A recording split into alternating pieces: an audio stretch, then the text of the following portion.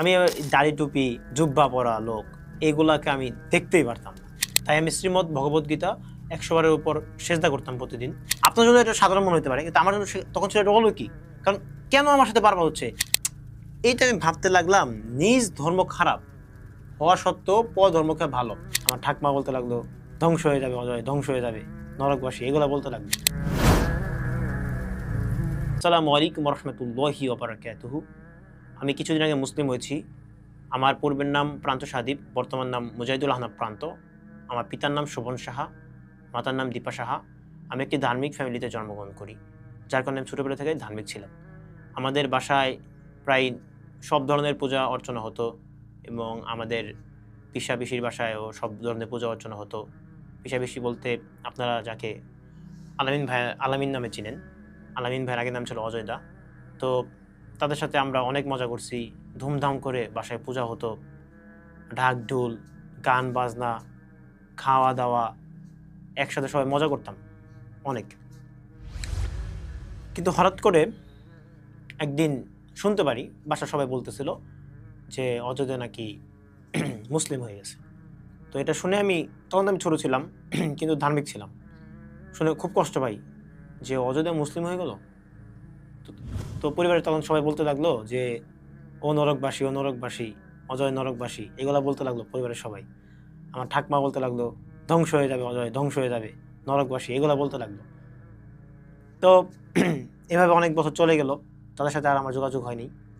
যেহেতু আমি ছোটবেলা থেকে ধর্মচর্চা করতাম, সকল পূজা অর্চনায় আমি অংশগ্রহণ করতাম, একাদশী উপাস করতাম, এবং শ্রীমদ্ ভগবদ্গীতাকে অনেক সম্মান করতাম, শ্রীকৃষ্ণের ভক্ত ছিলাম। তাই আমি শ্রীমদ্ ভগবদ্গীতা 100 বারের উপর সেজদা করতাম প্রতিদিন। আর ফ্যামিলি সবাই জানতো, এই জন্য ফ্যামিলি আমাকে অনেক আদর করতো এই জন্য। কিন্তু যখন আমি শ্রীমদ্ ভগবদ্গীতা পড়তাম, একটা লাইন আমাকে পোক করতো, সেটা হলো যে নিজ ধর্ম খারাপ হওয়া সত্ত্বেও পর ধর্মকে ভালো। এইটা আমি ভাবতে লাগলাম, নিজ ধর্ম খারাপ হওয়া সত্ত্বেও পর ধর্মকে ভালো। তো এটা আমাকে পোক করলো। তো এইখানে শুরু প্রথমত। তারপরে আমার প্রাইভেট টিউটর নাস্তিক ছিল, আমি এটা জানতাম না, কিন্তু আমি ওই যে ধার্মিক ছিলাম এটা সে জানতো। তো সে আস্তে আস্তে আমাকে নাস্তিকতার দাওয়াত দেওয়া শুরু করলো। তো একসময় তিনি সে সফল হয়ে গেল এবং আমাকে নাস্তিক বানিয়ে ফেললো একদম। তো নাস্তিকদের অনেক গ্রুপে আমি যুক্ত ছিলাম, বা অনেক ধরনের উনি প্রায় আমাদের ক্লাস শেষে কথা বলতো আমাদের সাথে, যে এভাবে আমাকে দাওয়াত দিত যে এটা এইভাবে, এবং কি অন্যান্য ধর্ম, খ্রিস্টান ধর্ম, বৌদ্ধ ধর্ম, এগুলো নিয়ে কথা বলতো, এবং ইসলাম একটু বেশি বলতো। উনি ইসলাম সম্পর্কে উনি অনেক কিছু মন্তব্য করতো আমার কাছে।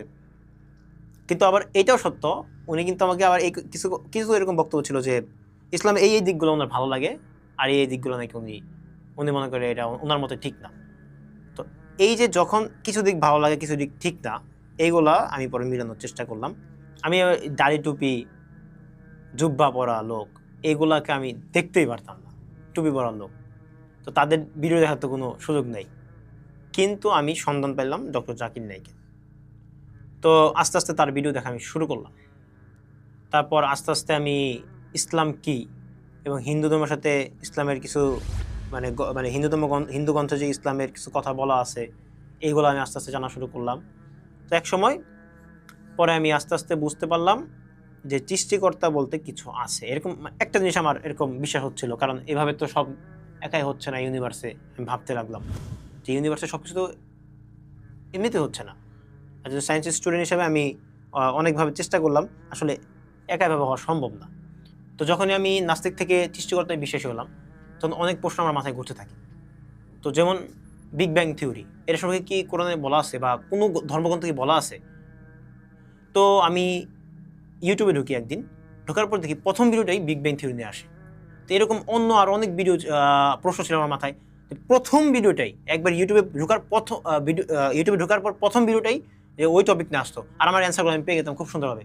আমি রাস্তা দিয়ে যখন হেঁটে যেতাম, যে একজন লোক আরেকজনকে অ্যান্সার দিচ্ছে, আমি যে প্রশ্নটা আমার মাথায় ছিল সেই প্রশ্নগুলো অ্যান্সার দিচ্ছিল আর কি আরেকজন। তো আমি তো অবাক হয়ে গেলাম। আপনার জন্য এটা সাধারণ মনে হতে পারে, কিন্তু আমার জন্য তখন সেটা হলো কি, কারণ কেন আমার সাথে বারবার হচ্ছে, ইউটিউবে হচ্ছে, মানে অনলাইনে হচ্ছে, অফলাইনে হচ্ছে। তা আমি তো অবাক হই। তার মানে কি আল্লাহ চাচ্ছে যে আমি তার মানে ইসলাম, যেহেতু আমি তখন বিশ্বাস করতাম না যে ইসলাম বলতে কিছু আছে, কিন্তু আমার কাছে মনে হচ্ছে যে মুসলমান ইসলামের রিলেটেড প্রশ্নগুলো, মানে প্রশ্নগুলো ছিল এবং ইসলাম ধর্মে এগুলা অ্যান্সার ছিল। তো যার কারণে আমি ইসলাম ধর্ম আস্তে আস্তে আকৃষ্ট হই। তখন থেকে আমি আস্তে আস্তে আমি আলামিন ভাইদের ভিডিও দেখা শুরু করি। তারপরে আলামিন ভাইয়ের মুসলিম হওয়ার ঘটনা শুনি। প্রায় 5 বছর পর তার বড় ভাই মুসলিম হয়, তো সেই ভিডিওটা আমি দেখি। এবং তার ভিডিও দেখার পরও তো আমি এবারে হতভাগ হয়ে যায়, না আমার সাথে তো এরকম অনেক কিছু ঘটছে যেগুলো ওনাদের সাথে দেখি করছে। তো আমি অনেক হতভাগ হয়ে যাই। তাও আমি ইসলাম মানতে পারতেছিলাম না, তাও না। কিন্তু আমার জীবনে একটা যে শান্তি ছিল এটা চলে যায় আমার জীবন থেকে। মানে কিচ্ছু ভালো লাগতেছিল না, রাতে ঘুম হতো না, মানে কি করব না করব মানে বুঝতে পারতেছেন যে একটা ধর্ম থেকে আরেকটা ধর্মে ট্রান্সফার হওয়া এটা একটু লাগে। তো তারপরে কি হলো, তারপর একদিন আমার আর ভালো লাগে না, পরে আবার মাথায় আরও কোশ্চেন আসে, আবারও ইউটিউবে দেখি, আবারও প্রথম ভিডিও ওই টপিক নিয়ে। তো আমি প্রতিনিয়ত, একদিন না প্রায় প্রতিনিয়ত, মানে ডেইলি এরকম হতে হতে 1-2 মাস চলে গেল। তারপর আমি একদিন সিদ্ধান্ত নিলাম যে না, আমি এবার মুসলিম হবই, মানে হবে। এই কথাগুলো থেকে আশা করি আপনারা এটা বুঝতে পারবেন যে আমার সাথে যে ঘটনাগুলো হয়েছে এগুলো কিন্তু মানে সাধারণ ঘটনা না। আপনি ভাইবা দেখেন যে আমি আমার মনে একটা প্রশ্ন জাগতো, আমি মুখ দিয়েও প্রশ্নগুলো অ্যান্সার করতাম না, মানে মনে মনে রাতে শুয়ে থাকতাম আর ভাবতাম। সকালে উঠে আমি ফোন ধরলাম, ফোন ধরে ইউটিউবে ঢুকলাম, প্রথম ভিডিও এটা। মানে এটা কি একদিন না, কিন্তু প্রতিনিয়ত হয়েছে। রাস্তাতে যাচ্ছে, আরেকজনকে অ্যান্সার দিচ্ছে, এগুলো প্রতিনিয়ত হওয়ার বিষয় না। তো তখনই বুঝতে পারছি যে না, আর ওই যে বলছে আল্লাহ যাকে চায় তাকে ইচ্ছা কি হেদায়েত দান করে। তো এই আয়াতটা আমাকে পোক করতে শুরু করলো। তো যেহেতু আল্লাহ চাচ্ছে আমাকে হেদায়েত দান করতে, তো এখানে আর কেউ আটকাতে পারবে না। তারপরে আমি মুসলিম হয়ে যাই, আলহামদুলিল্লাহ। তো আপনারা সবাই আমার জন্য দোয়া করবেন যাতে আমি দিনের উপর অটল থাকতে পারি। আশা করি এই ভিডিওটা সবার জন্য একটা মেসেজ হবে, কারণ আল্লাহ কোরআনে যেটা বলছে, কোরআনের একটা প্রমাণ হয়েছে যে আল্লাহ যাকে ইচ্ছা চায় তাকে হেদায়েত দান করে। তো আল্লাহ চাইছিল, তাই আমি হেদায়েত প্রাপ্ত হয়েছি। তো আপনারা সবাই আমার জন্য দোয়া করবেন। আসসালামু আলাইকুম ওয়া রাহমাতুল্লাহি ওয়া বারাকাতুহু।